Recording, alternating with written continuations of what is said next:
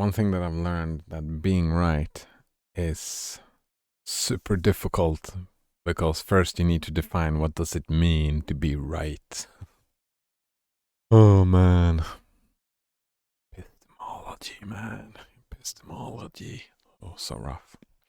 I've been considering starting watching Luke Smith again. Like, I really like his Linux content, but like as soon as he starts talking politics, I just get pissed off. Because it's like he's a very smart dude. Just he has this blind stuff. He does a lot of straw manning.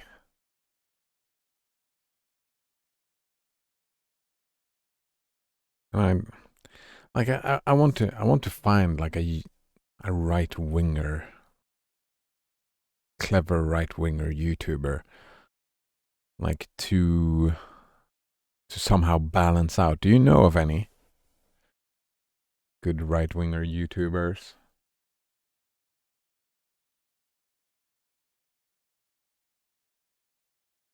So far, I haven't really found any.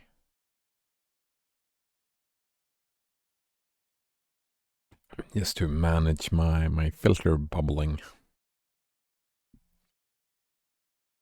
So many leftists, and it's like, yeah, I don't know. Colgate Tab says, I mostly watch memes and Magic the Gathering on YouTube. I like memes. I watch memes. I watch a lot of YouTube though. Yeah, a lot of YouTube. All right. So where are we at? We're at the atrium floor. We have learned that there was some sort of revolution or uprising. Something turned into bloodshed, right? And the defenders who were in this tower burned all the books. That's like because their enemies or whatever started killing them. So therefore they.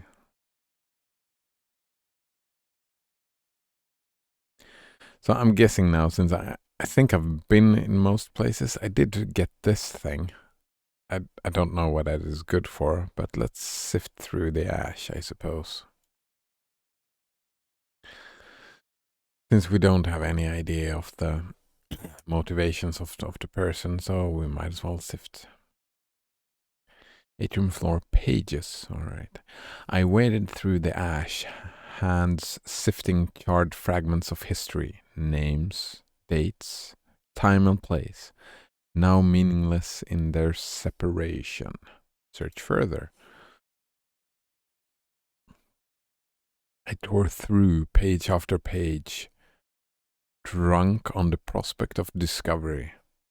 And there it was, a single page, unburned, alone in the ray of the setting sun. Hold the page to the light.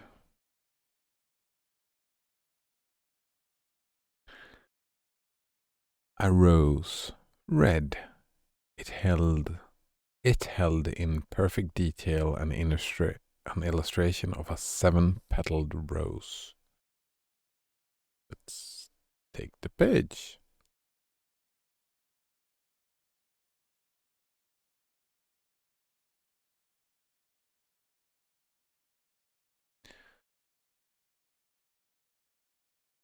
I don't know. We got this thing and we've been everywhere.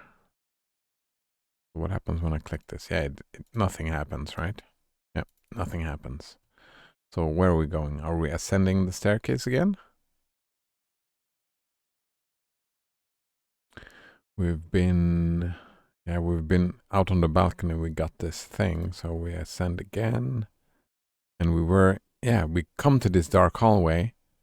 Then it says that there's a large door at the end of the room, but we can't go in there. So let's descend. Let's descend.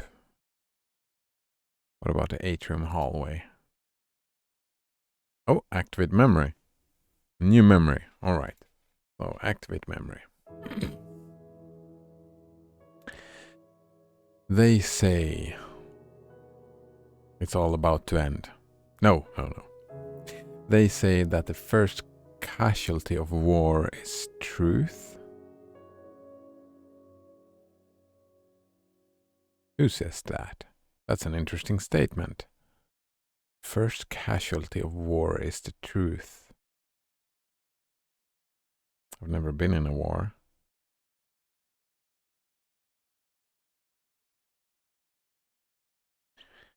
I'm guessing they're not. Yeah, and they're not saying the truth. They're saying the first casualty of war is truth. So I'm guessing that it's about people being truthful. Like that. First casualty of war is truth. Like since diplomacy and like when you've decided to wage war or whatever, any diplomacy is probably people lying. So the first casualty of war is truth. So they stop being truthful. And one could consider that that is when the war has started. I mean, it's one way to look at it, I suppose. It's a valid way as well, I guess. But in this case, the provost was the first to fall. Oh? That surprises me. It's not really... So no one died before the provost? But in this case, the provost was the first to fall. Hardly an avatar of sincerity.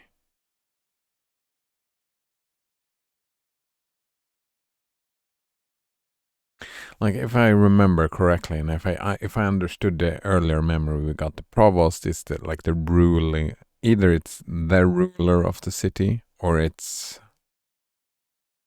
I don't know. It's that. What if we just Google for provost?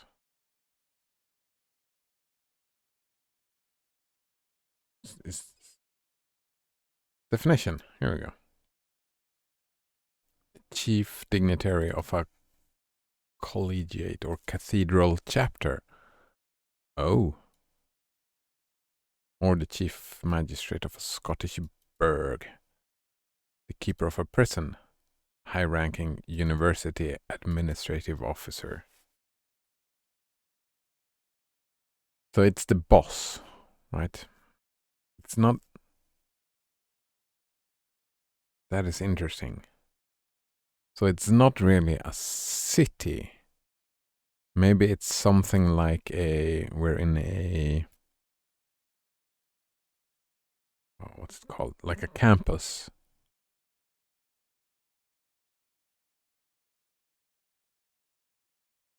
Something like that. It feels like it's all...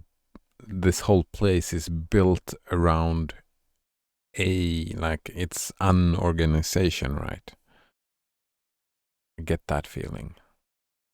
And provost, he or she was hardly an avatar of sincerity. Unrealizing the consequences of his actions. Oh, there we go. The poor fool had rushed down to meet the 33rd with flailing arms in a futile attempt to demand that they cease fire. Then, either through malice or indifference, the second barrage was launched, heedless of his cries. It is hard to feel pity for a man impaled by gold. Impaled by gold? In carnage that he himself had unleashed. But this was no victory.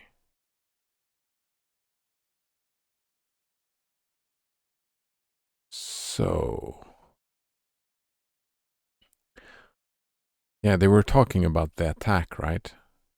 At first, they did, the 33rd, they didn't believe, like in the library and whatever, they didn't think that there would be that they would start killing people. But then when they shoot their barrage, they made the attack. Then he said, "Oh, no, stop doing this." And they just killed him. So he was the first to die. Second barrage was launched, heedless of his cries, yeah. It is hard to feel pity for a man impaled by gold, in carnage that he himself had unleashed. But this was no victory. This was kind of... we probably need to see whose memory it is we're looking for.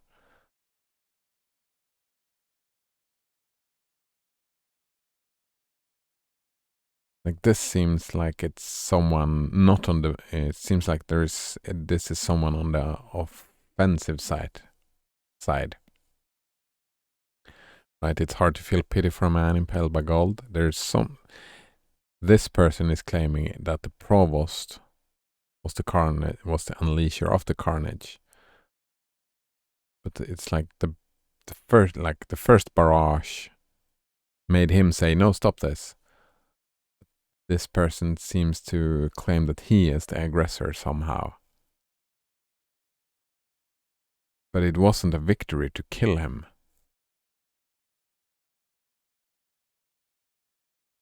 And me doing stuff literally, I can feel pity for any man impaled by anything.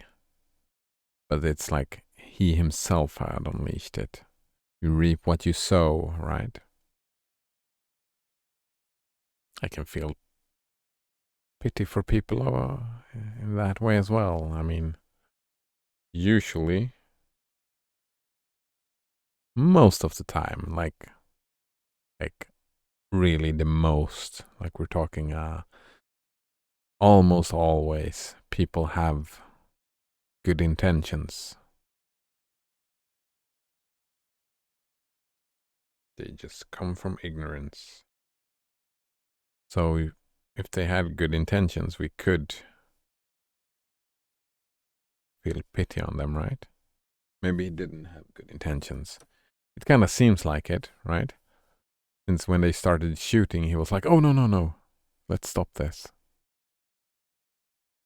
He put himself in front of them, right? And they just killed him. The battle, if you could call it that, slaughter being more apt, was over the moment that the Imperial infantry breached our meager barricades and entered the tower. Each man or woman with a weapon, though there were few, was shot the moment of their surrender. Then they lined us up before the walls, and we knew what was to come. Yeah, slaughter. They just went in and killed everybody, eh?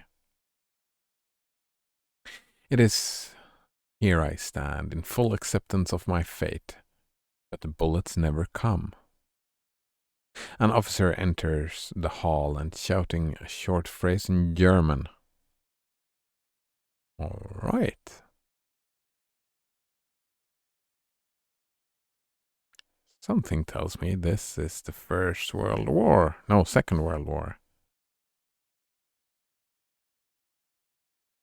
An officer enters the halls and shouting a short phrase in German. I had started to get fantasy feelings about this game, but it seems like no. Seems like this is all real. A short phrase in German followed up with a sly smile. He points directly at me. The soldiers fire their deafening volley, and each man before the wall falls. But for each woman, not a shot lands. The officer returns and says to me in French, "Ah, and we are in France, eh?" His tone terrifying in its calm demeanor.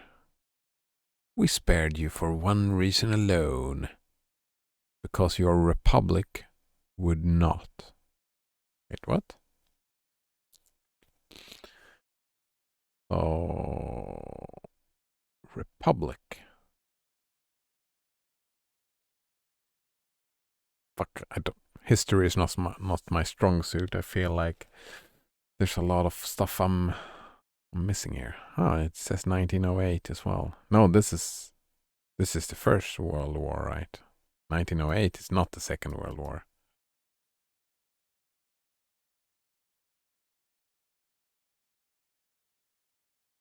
Is 1908, is that even the first? Fuck my history knowledge. I just need to know the context. First World War.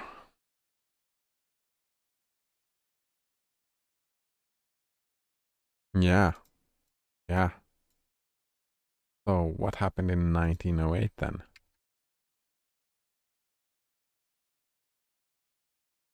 It was a leap year.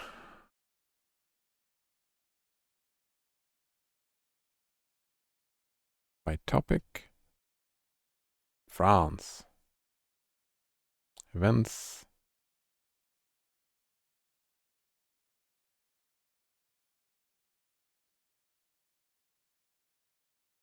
No.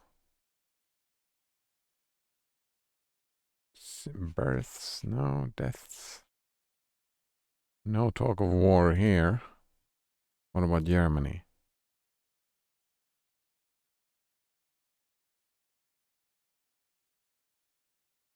Incumbents. Events.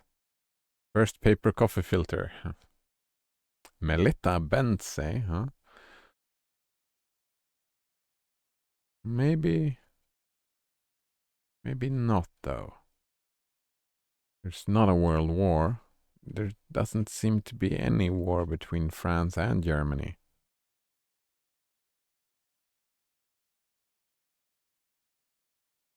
Colgate Dinner says Somaliland campaign. I have no idea what that is. Oops. Oh.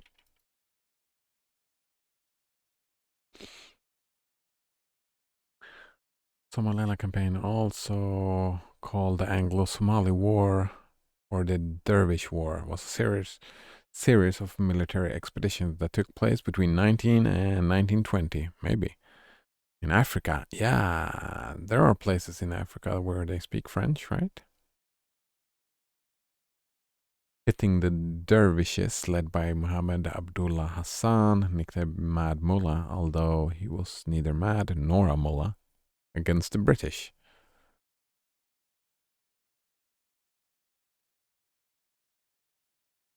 By the Ethiopians and Italians.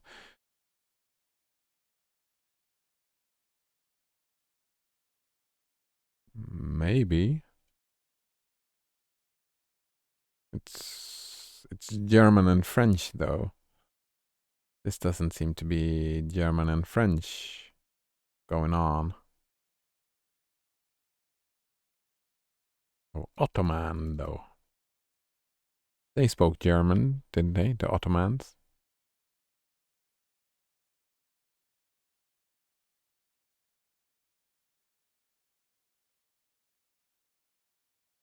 Hmm.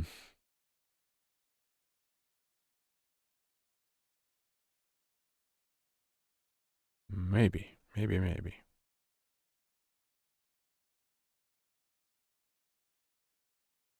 British-Italian victory.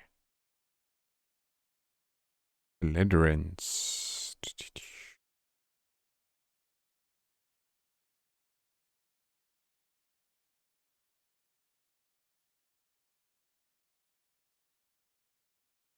Maybe not.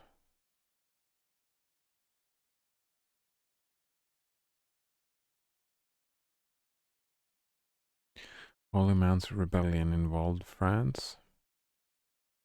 Oh, is that a different thing? Holy Man's Rebellion?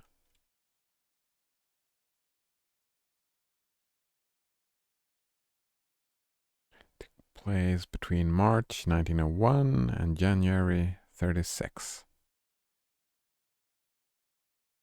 Yeah, it's a different one. I'm guessing it was in Thailand, right?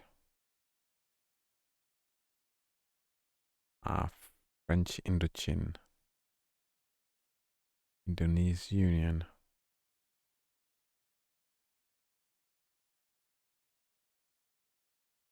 But no one speaking German here either.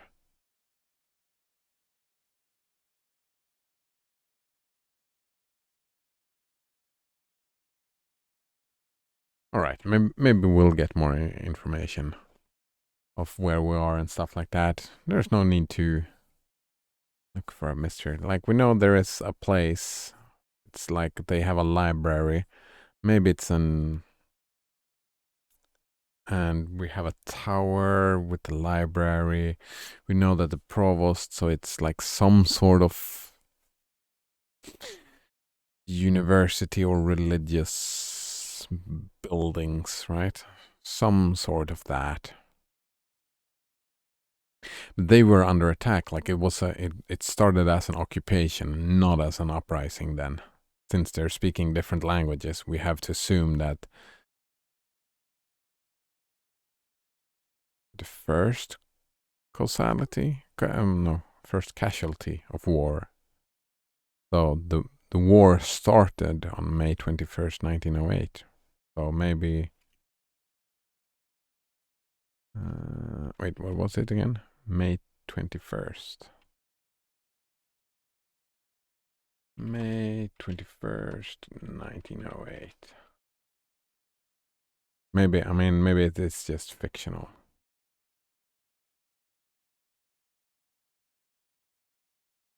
On this day. First horror movie, Dr. Jekyll and Mr. Hyde had premiere in Chicago. Bill Burns pitching for Washington. Yeah, no. This felt very American focused.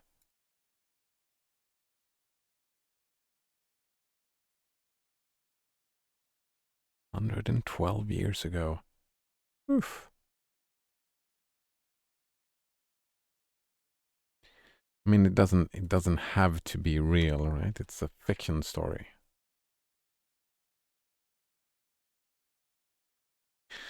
So, some people with German accents came in and slaughtered people with French accents.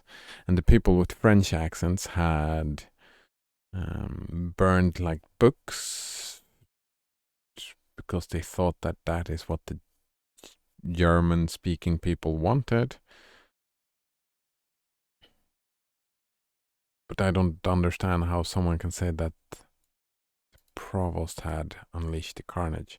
Oh, right, the provost, the person, Eugenie or whatever she's called, blames the provost for not laying down. Like the provost said, no, you're not welcome here, and like stopped and whatever. And they barricaded the doors and whatnot. And therefore, she blames him for the carnage. That has got to be the way.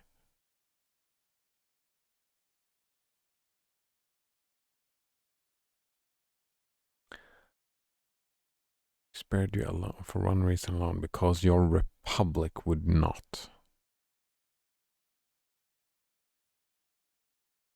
That's an interesting reason to spare someone. Alright, let's continue. We're in the atrium hallway. Fuck right. I was confused about that word. I need to know what that word means. Atrium.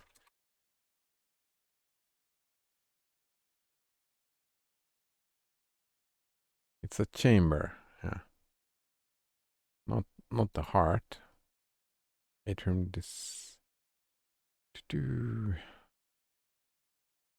architecture. Here we go. Atrium is a large open air or skylight covered space surrounding a building. So it's, yeah, we walked out like we were moving. We went into the tower through the back, And now we go out to the atrium, which is the main entrance of the tower. Yeah. Which held the glass remains. Examine the gates again, I think. Oh, activate memory here as well. Oh, no, we missed this before. What remained of the gate had forgotten its elegance the moment its strength fell before the sheer force of the German artillery barrage. They are German. I think I missed this before. Filigree metalwork twisted and made harsh to call now to mind the form of a corpse, rib cage exposed. Ooh. Activate memory.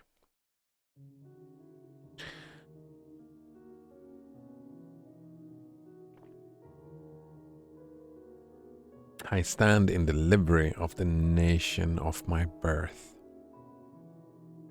wearing my true face before those I have betrayed, to watch with clear eyes the end I have wrought for them. The order had been sent out, and now I wait for the thunder that will signal the last lines of this final act.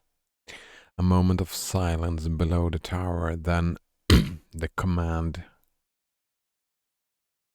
to fire rings out across the empty square, to be drowned in turn under the 33rd's deafening barrage. And on impact, the screams of metal and men alike. But this I can hear not. For me, that dread song still played unmatched in volume and held in rapt attention by my helpless mind. Firm and true stands the watch, die Wacht am Rhein. I haven't studied German in a long time. Die Wacht.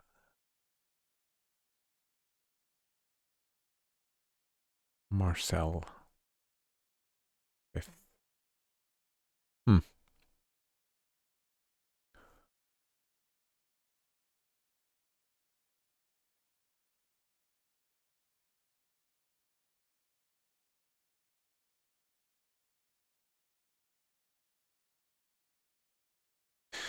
The order has been sent out. A moment of silence below the tower.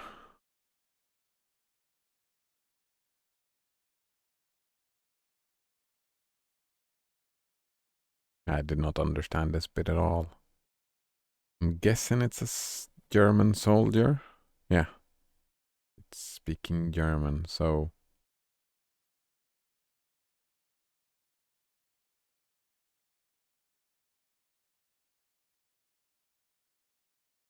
Step over the rubble. Oh, did we go outside now? We're on the Plaza of Cordonata. We're at the apex. Calling to mind the triumphal arches of antiquity. That great arch of the Institute's entrance dominated its facade to Palatian effect. I don't know that word, Palatian. Further strengthened in emphasis by the twin falls beside it. In darkness at this hour, an underground reservoir received the falls to roar in eerie reverberation. Continuing the path downward, grand steps set massive slabs begin their long descent toward the heart of the plaza, interrupted rhythmically by landings set with small balconies.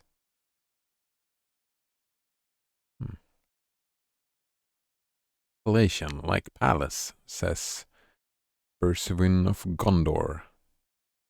Nice to meet you, Bersuin of Gondor, and thank you. Hello, hello indeed. Of Gondor. That actually makes me think that I did forget to change my stream info. Yep. Still claiming that I'm playing Lord of the Rings Online. I'm not doing that. I'm sorry if I tricked you to show up here. We are playing to burn in memory. Here we go. I forget that from time to time. But nice to meet you. Meet you indeed, and thank you for the help. He tricked me. It often does. Palatian. Palash. Yeah. It's like Martian. Why is there a T in there? It's just confusing. It's confusing.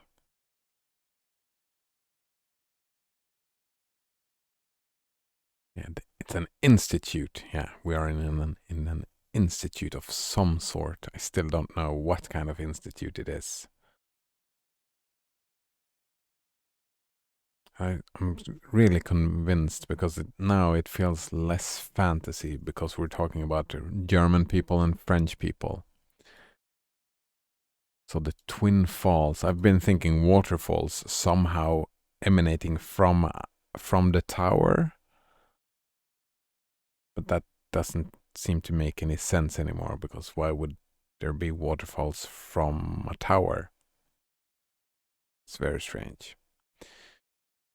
Well, let's enter the institute, see what happens here. A new memory. Through the shattered remains of glass panels. Wait, no, this is where we were.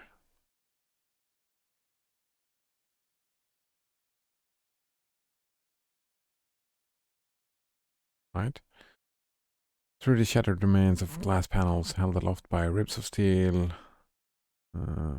The waning sun filled the atrium with diffuse light in tones of blood and gold. A fitting welcome to the devastation below. Yeah, we've been here before. We've seen this memory as well. Yeah, the first we were here just right now. So, examine the gate remains. Step over the rubble. So how are you doing, Berkowin of Gondor? Am I pronouncing that correctly? Berkowin or Bershwin? Let's descend to the landing. A new memory. The steps ended their straight descent with a small landing. That last stretch of vertical distance, taking by appropriately massive imperial staircase. Taking by unappropriately massive imperial staircase. Enveloping the central axis of the plaza in a crescent of stone. Let's activate the memory, see what happens. Oh, it's Eugenie again. She who was spared with all the other women when all the men was put down. Put against the wall and shot. And you would burn all this down for what? The memorist shouts from above. To buy another few years for the condemned? We were by your hand condemned, I reply.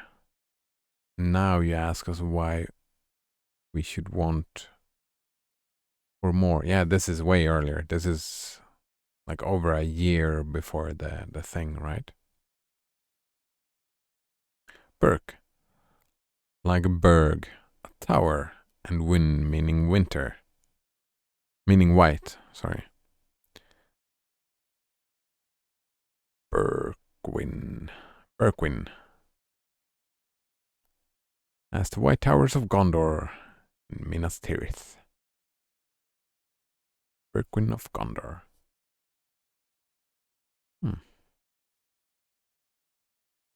Nice. Thanks. Berkwin. Minas Tirith.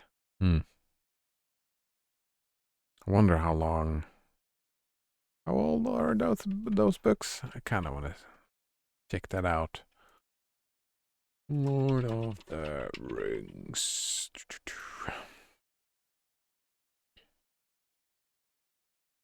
1937.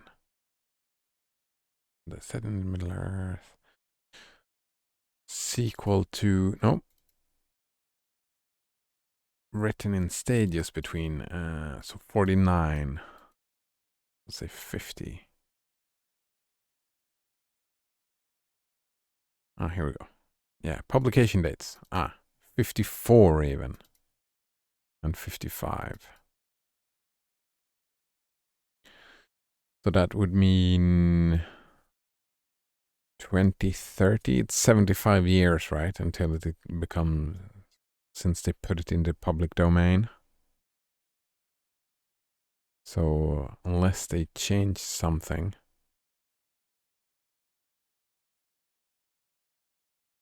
Oh, fucking maths. Like 2004 was 50 years. And then we're 21 now. That's fuck.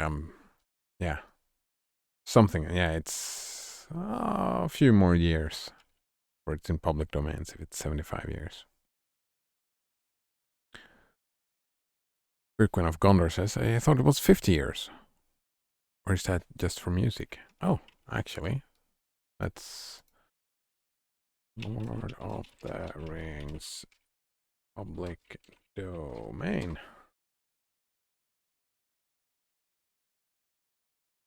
In 25 years, someone said?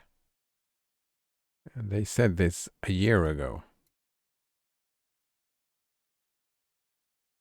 It'll only be 53 years old in 2044.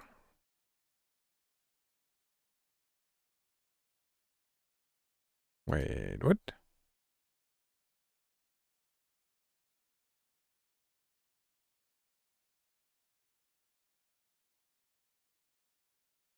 Could it be? Wait. What is this? No.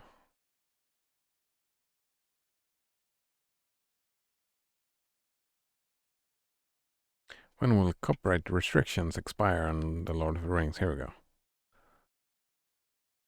I don't know what's the correct vocabulary to talk about. I would like to know what the legal status is in the UK. Oh, wait. Maybe this is different for different places, right? Because we have different copyright laws in different countries. That becomes interesting. That becomes really interesting. This is not legal advice. Please consult your lawyer. Laws are not written in stone anymore. That's funny. Summary. In the UK only, it stands today. Will enter the following years. Silmarillion. No, that's not what I'm looking for. I'm looking for...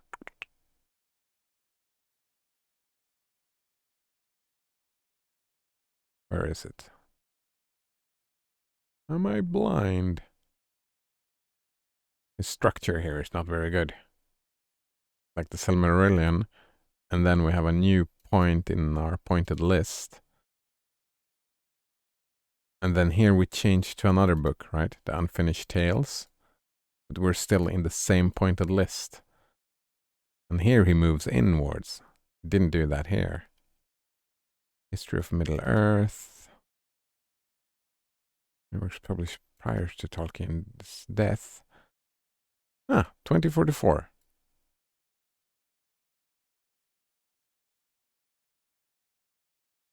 So that's 90 years. In UK. Oh, 70 years? From which the author dies. Oh, it's not from the publication date. It's from the death date. Fuck. Yeah. That makes sense then.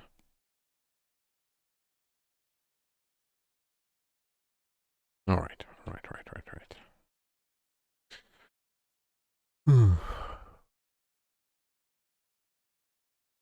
That's sad. I would want to see that lowered like a lot.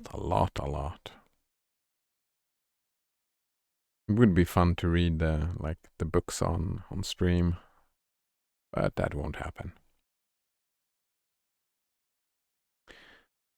What? To buy another few years for the condemned. We were by your hand condemned, I replied.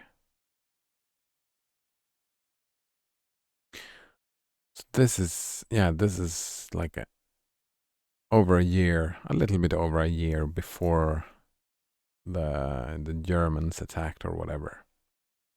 You would burn all this down for what? The memorist shouts from above.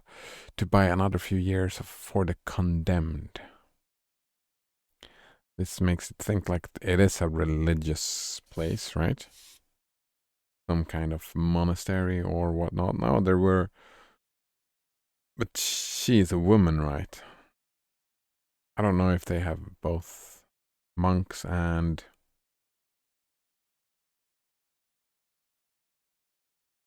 nuns.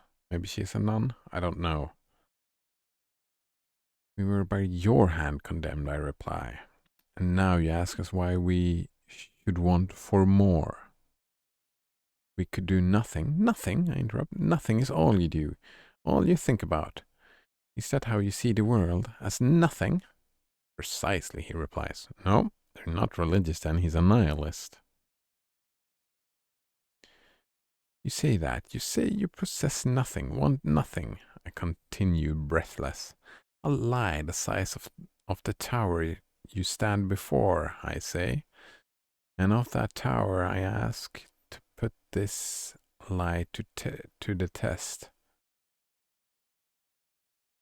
Is that monster in stone and iron truly nothing? She's pissed about something. What is she pissed about?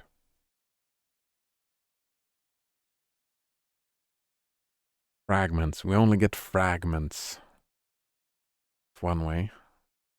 Mystery through obscurity.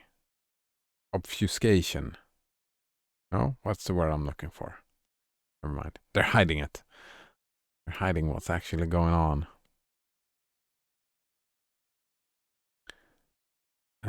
Descend to the pendulum. Because apex is where we came from, so let's descend. So we're leaving the tower in the front. We started on the back of the tower. Obfuscate is right, says Berkewin of Gondor. Ah, thank you. Obfuscation. So let's descend to the pendulum. Oof. The black pendulum swings, a ripple of motion in calm waters. The city's... it is a city.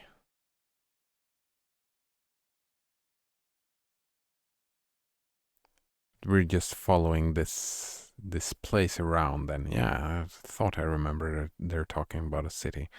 But we're probably just staying within a certain place, what's it called, a certain neighborhood, like a campus or whatever this is. The black pendulum swings, a ripple of motions in calm waters. City's beating heart of weighted steel. Below it, the tiles were decorated in the fashion of a sunwheel, centered so that the pendulum would act as its axis. Jagged arms in black spun outward, calling to mind lightning with their broken form. To the west, two wide boulevards split the city before the sun. Twin arteries that flowed red with light. Be right back, says Bergwin of Gondor. Coffee making. Oh. Hope you're making some tasty coffee for yourself. stately, grand, and decorative, but only up to a point, dominated as they were by that great mass of the Institute looming opposite them. It's an institute. Institute of what, I wonder? Many, wait, where were we? Great mass of the Institute looming opposite them. A many-tiered thing that rose in stone towards the tower. Imposing yet distant. Still as adamant, yet in motion embodied as the falls thundering down beyond sight. Fitting duality. Here an entrance led deep below the tower, embraced by the crescent steps that began the ascent in symmetry. Again befit with a monolithic black door mirroring in design the riverside entrance far above. Another duality. Let's activate the memory. It's still her memory, see?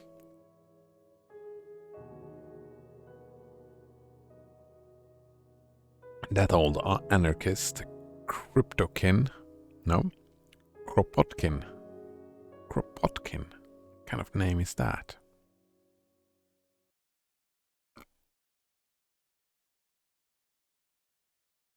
He says that history is like a pendulum.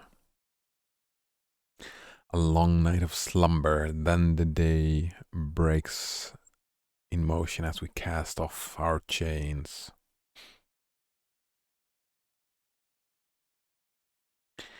Ever astute in his observation, but I confess that if he is right, then we will not be here again at this exact point, watching the same pendulum play to the same ever unchanging rhythm. Then will we not be here again at this exact point, watching the same pendulum? All right, when the pendulum slows and the night nears, are we to be set in chains again?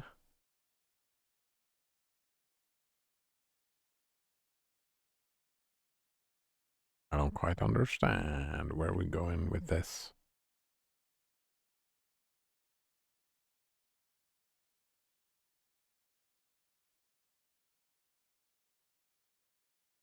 That old anarchist says that history is like a pendulum. A long night of slumber, then the day breaks in motion as we cast off our chains. Wait, isn't a pendulum like pendulum, like a swinging thing? Oh, and let's spell it correctly. Thank you. Yeah, exactly. Pendulum. It swings back and forth. Yeah, it's something like this. It's not witchcraft, I don't think. Or maybe this. It's like this type of pendulum. And he says that history is like a pendulum. It swings back and forth. I can see that. Like if we look at politics or whatever, it swings back and forth. Like we move to some types of politics and we have reaction to people not liking that because, well, as soon as we go to an extreme politically, people will not like it, and we do get like a swing like that. And we go from war to peace to war, like a pendulum. But what is this? A long night of slumber, then the day breaks in motion as we cast off our chains. That part I don't understand. But let's assume with the pendulum thing. Will we not come back here to this exact point watching? Oh, it's a metaphor.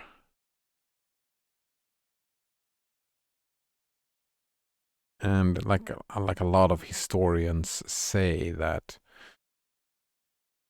One thing that we learn from history is that we humans do not learn from history. I've heard that quote before. And we will be set in chains again. Yes, right. Oh, from his point of view, like from the anarchist has, we have a long night of slumber and we're locked in or whatever. We don't have the freedom, like an anarchist wants freedom. Anarchists are silly that way. And then he says that they cast off their chains and gain some more freedoms, and then, yeah, we swing back and get chained again.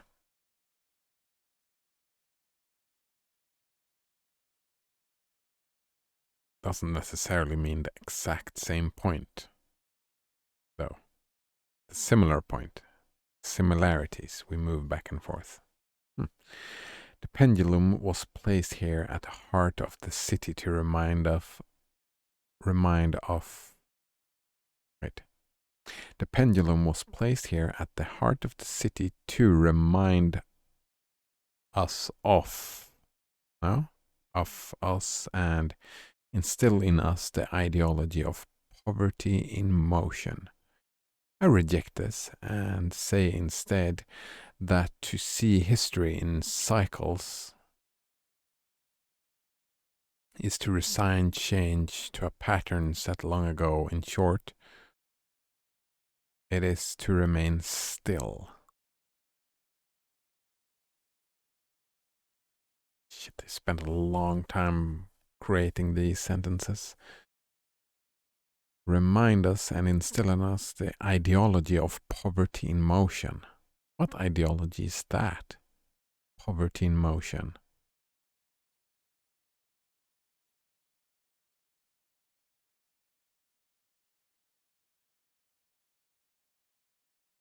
Another search.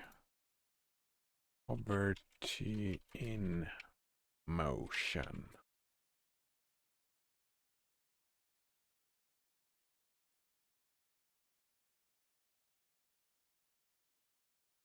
This is injured workers online. Poverty in motion. The ripplings of victory.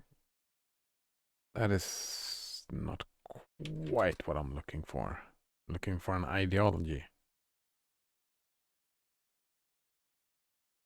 Poverty in motion on the list of most urgent priorities for the British political class. Sure of placing the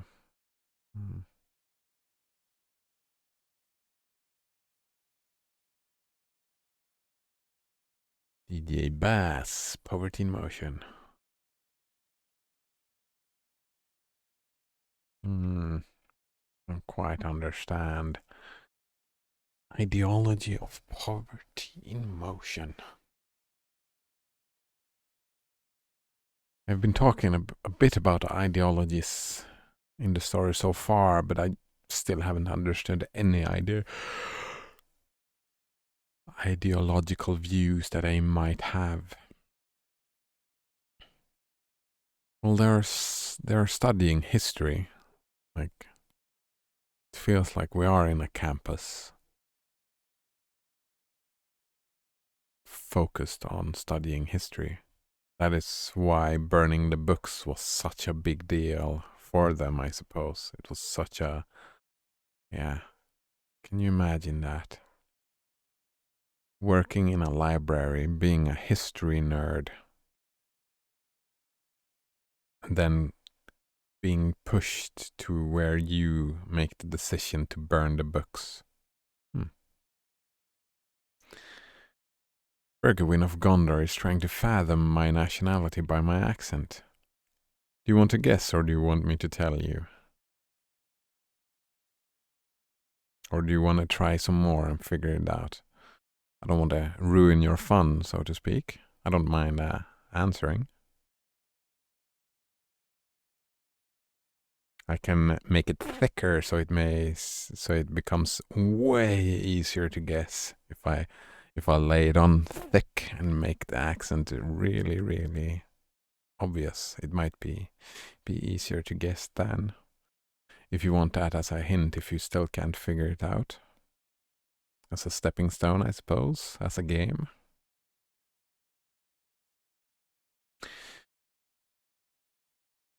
All right, so she rejects this something and instead says that to see history in cycles is to resign change to a pattern set long ago. In short, it is to remain still.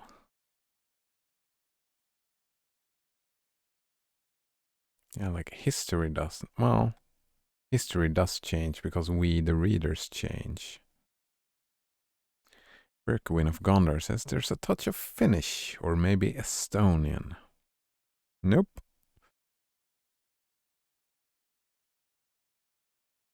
I mean, there are similarities, I suppose, but I'm not Finnish nor Estonian.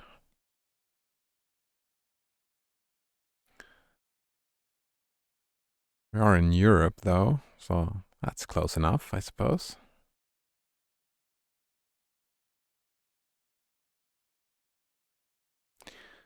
More south and east. I mean, if you're talking about Finland, you have to go south, right? There is nowhere else to go. But I wouldn't go east. No, I wouldn't go east. Slovenia? Nope. Nope. I would go west. From both Finland and Estonia and Slovenia. Yeah, west from all of them. Mm.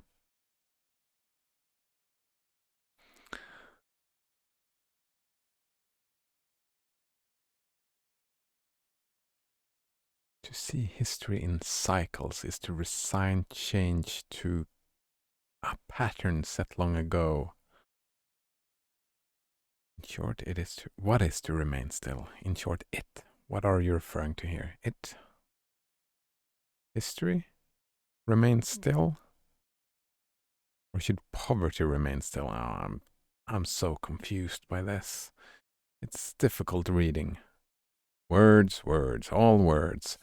Action is motion.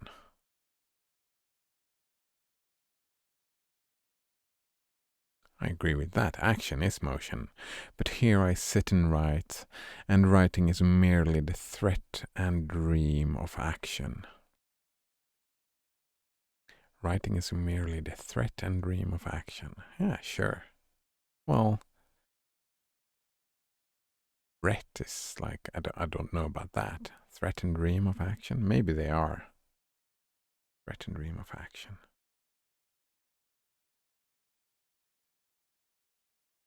Well, maybe.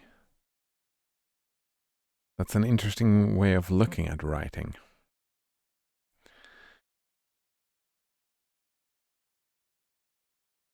Like the act of writing. Why do we write stuff down? I mean, the point of view, like if someone just asked me that question straight off, would be to preserve. Czech Republic, says Berkowin of Gondor. Nope. Nope.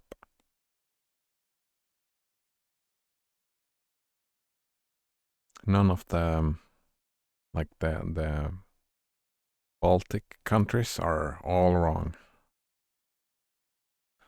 It's, yep, nowhere over there, indeed.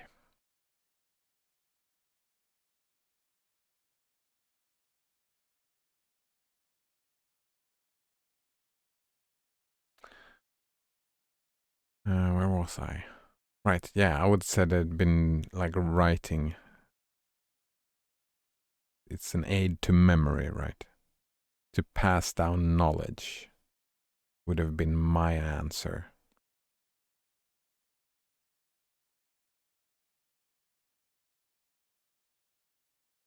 But is that the only reason? Well, it's not the only reason. It's a threat and a dream of action, like words.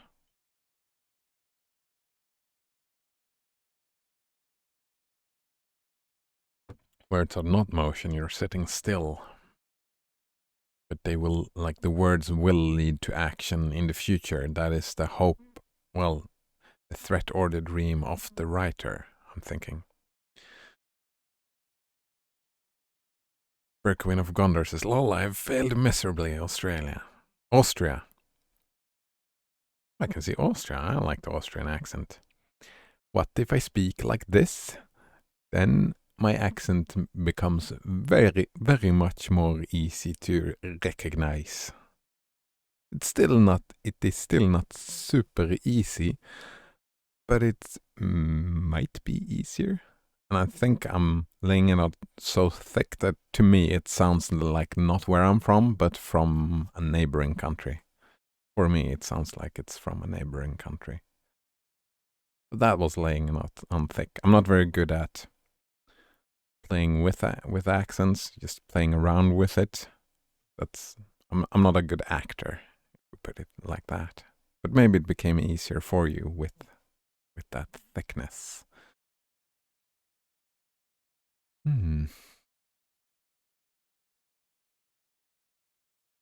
Yeah, threat and dream of action. Yeah. You want your words to matter. You want someone to read them and somehow change, right? Like, even if you want people to learn. Colgate in on tap says, there is a finite amount of countries in Europe. You'll get there eventually. I mean, just say the word and I'll tell you. It's fine. If you get bored, it's fine. It's like games like these wear out their welcome, or we figure them out. Berkwin of Gondor laughs at that. It's like, yeah, even if we want to pass down knowledge. Switzerland. I've actually heard that before, that Switzerland and our accents do sound a little bit similar. I haven't met enough Swiss people, but we do have similar accents. I've heard that before. It's still not super close.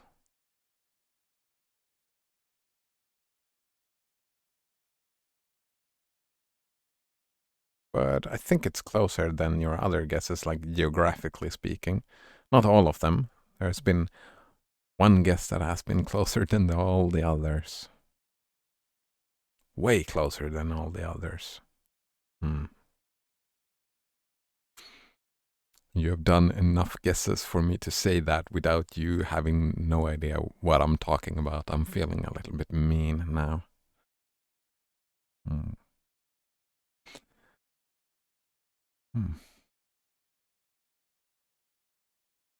This here, I didn't quite understand. Oh, the pendulum was placed here, so the pendulum should remain still, right? That is what she's saying.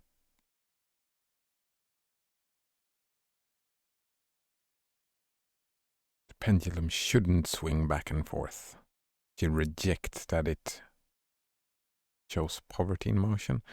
Like, if we skip this ideology of poverty in motion, since I don't understand it, we just talk about the pendulum and reminding us about life and history being like a pendulum. We can reject that and see, like in history, if we're talking about history rather than poverty, if we look at it in cycles, is to resign, change to a pattern set long ago. Like, the patterns may not be there. She rejects the whole idea of the pendulum, I think, and therefore, she's rejecting the pendulum. Like, we humans are pattern seekers, right? Berkwin of Gondor says, my last guess then, Hungary. And then he says, sorry for the distraction. Oh, feel free to interject with any distraction. I enjoy distractions. I really like talking to people. That is one of the main reasons why I do this stream, is to talk to people. So distract away. Feel free. It's making me happy. Also, I found this game a little bit fun. I mean, felt a little bit mean about it. But I'm Swedish. I'm from Sweden. I am in Sweden right now, born and raised. In my early 20s, late teens and early 20s, I moved around a bit. I lived in different countries and traveled quite a bit, so my accent changed and got weird. It doesn't sound like a normal Swedish accent. That's when I tried to copy the typical Swedish accent, I felt like it sounded a little more Norwegian to me. Yeah. So I'm guessing the similarities is like similarities between Finnish and Swedish, which like at first glance I wouldn't say Finnish and Swedish are similar, but not at all, because like comparison to, I think Swedish is more similar to German than Finnish, but our ways of speaking, our cultures are more similar, I think. Finnish culture and Swedish culture is similar, so maybe that affects our ways of how we speak, perhaps. An interesting question. Yeah, Berkowin of Gondor, you started in Scandinavia, yes, and then headed off. You headed southwest, right? No, southeast. You headed east and south instead of just a little bit west. Took a turn. A turn like that. When a turn like that would have been better. Berkowin of Gondor says there's a sizable Swedish population in Finland, I understand. Yep.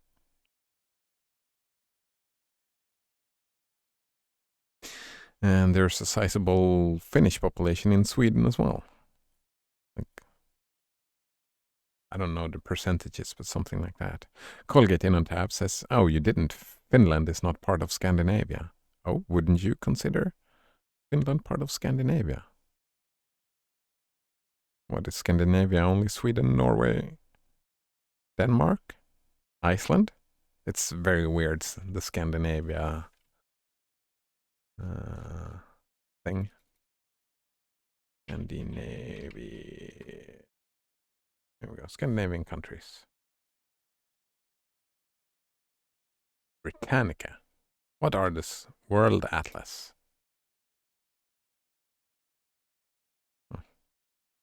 Oh, it's only Sweden, Norway, and Denmark.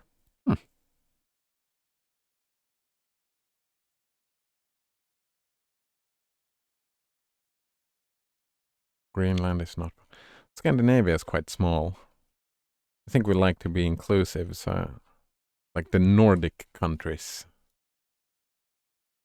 Nordic countries. Yeah, there we go. We include Finland and Iceland. Svalbard and Greenland. I don't really know what the difference is between the things. Correction, Berkowin says. Thanks for the correction. Oh, I didn't even know this. Nordic countries are a geographical and cultural region in the northern Europe. It feels like vague. Like, why is Iceland here? Yeah, we're in the north, I suppose. Northern Europe. What about Scandinavian? What does that even mean? The term Scandinavian refers to Sweden, Norway, Denmark. Why? Is it together these?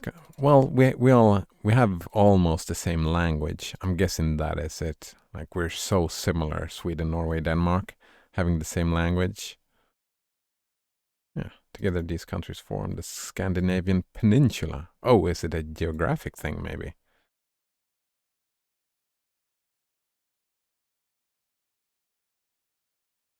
Like I remember seeing my first Euros when I moved to Ireland. Oh, they've changed it. Where is it though? Because Norway is not part of the European Union, right? So what happened is, fuck, where is it?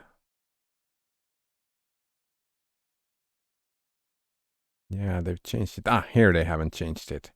If you look at Sweden and Finland on this coin right here, what does that look like to you? What does it look like? And I found that hilarious. It's like, who the did no one check this? Did no one check it? No one? It just went through. And it was like that for years. Years and years and years. Until someone noticed. Because look at this, like if we check the newer coins, there we go. Let's put Norway in there. That's a good idea to put Norway in there. Change it just a little bit.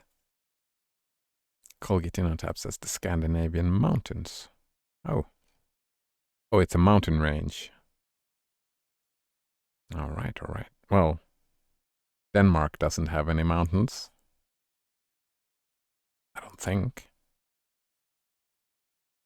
Oh, learn something new every day, I suppose.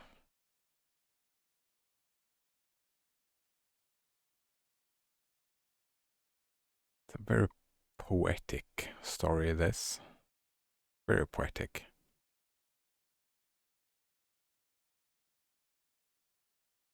Ooh, we have a lot of stuff to do, but I was gonna go to lunch 20 minutes ago. I've been terrible at going to lunch on time the last couple of days. It's just, I get stuck in interesting stuff. Interesting stuff. Colgate Innotab says it's named after the mountains, yeah. But Scandinavia is Norway, Sweden, and Denmark for cultural reasons. Cultural, I would say, yeah, probably linguistic as well. Like I know we have this website where there's these dudes. I don't know if it exists anymore. But it's called. It's quite funny. If we wait, let's skip over here.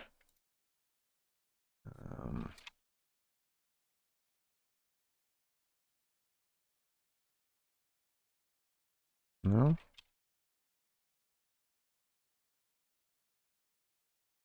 No, it doesn't exist anymore. There were these dudes having this thing, so they went to the southern part of Sweden, and for the most southern county, they went to that border every year and just took a shovel and started digging because they wanted to return that county to Denmark, because Denmark had owned it for quite a long time.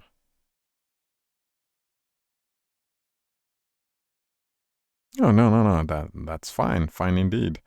I didn't know, I had no idea. I take no offense at all. Colgate Innotab says no offense, but we usually want to make it clear that we are distinct from Scandinavia. So how come? Why do you want to make that clear? I'm curious.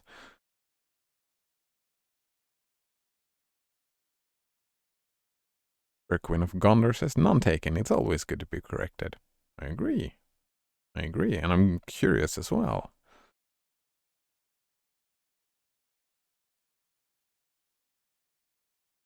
It's like a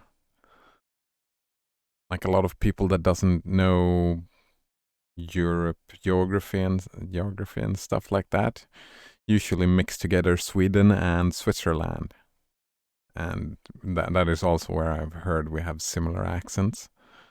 And we've said like, I'm from Sweden, and someone says, "Oh, you're from Switzerland." Nope, that's not it. I'm from Sweden.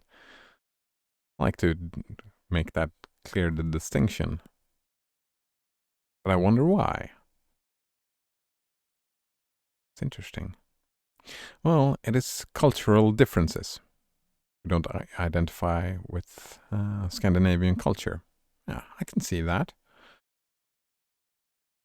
There are, yeah, I can probably see that. I haven't like met super many Finnish people, but as far as I understand, and my understanding is limited, there is like a little bit different, yeah.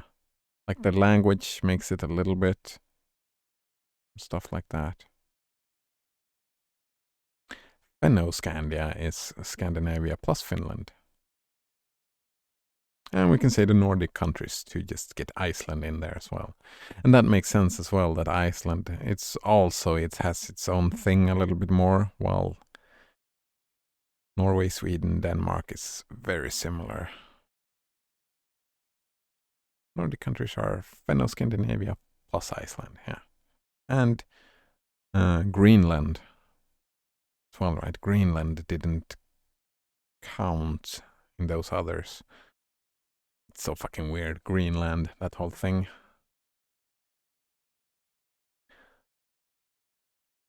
Queen of Gondor says, does Greenland have a place too? Yeah, I think Greenland is, I mean, it's part of Denmark, but it's not really Denmark. But I would say that is the Nordic countries then. It depends. I actually never talked to anyone from Greenland. Whoops. So I wouldn't know. Far Mountains too, says Colgatein on tap. I don't even know where that is. Far Mountains.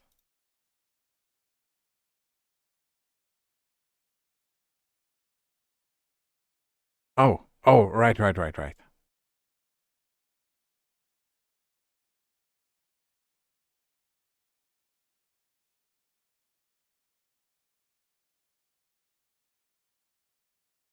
Isn't that like far out?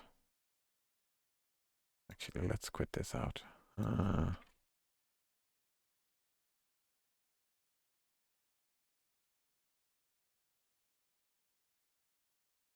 That is way off, isn't it? But geography is not my strongest suit. Closer than Greenland. Oh, there we go. I'm pretty sure. Don't they speak English there? Yeah, Nordic countries.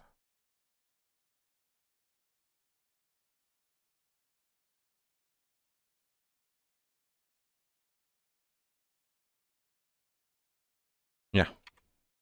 That's in Faroe Island. That's gotta be it, right? Yeah, it's right there. Right there. Kind of small. It's its own thing.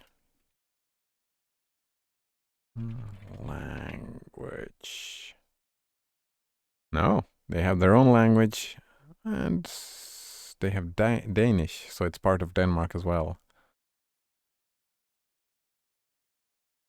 That's the first language. It's difficult to say exactly how many people worldwide speak the Faroese language because many ethnic Faroese live in Denmark.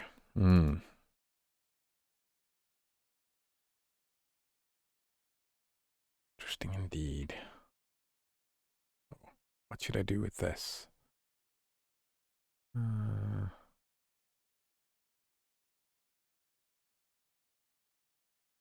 I need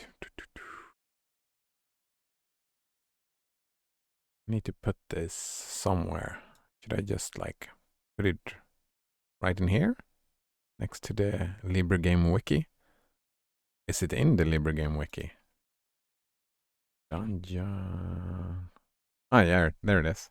Dungeon Crawl Stone Soup.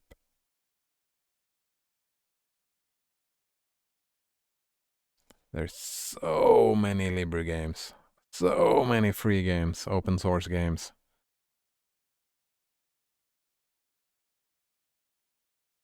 I need to go through this list somehow, some way. I mean, it's way too long to check out everything, but just, looking the webpage, I know I want to play this. This, I can look from the name. Yeah, I'm going to skip that. Actually, I want to see the homepage. What do you mean 1D? One-dimensional? Tetris? Oh, it's one-dimensional Tetris. That sounds like, how the fuck would that work? A Svalbard. Oh, I thought yeah. I wouldn't like necessarily. That's weird because I would Faroe and Greenland. I would see them separate from Denmark, but I would not see Svalbard as separate from Norway for some reason. Åland is part of Finland, but they are closer to Sweden culturally, or at least linguistically. Yeah. Aren't there like some weird fucking rules about Åland as well? Who knows? Oh, this is a list of free games. Well, as I said, half an hour ago, since it was lunchtime. So I'm gonna have to say thank you for hanging out and discussions and all that. Fun as usual. They're an autonomical region. Yeah, they have like Greenland, for example.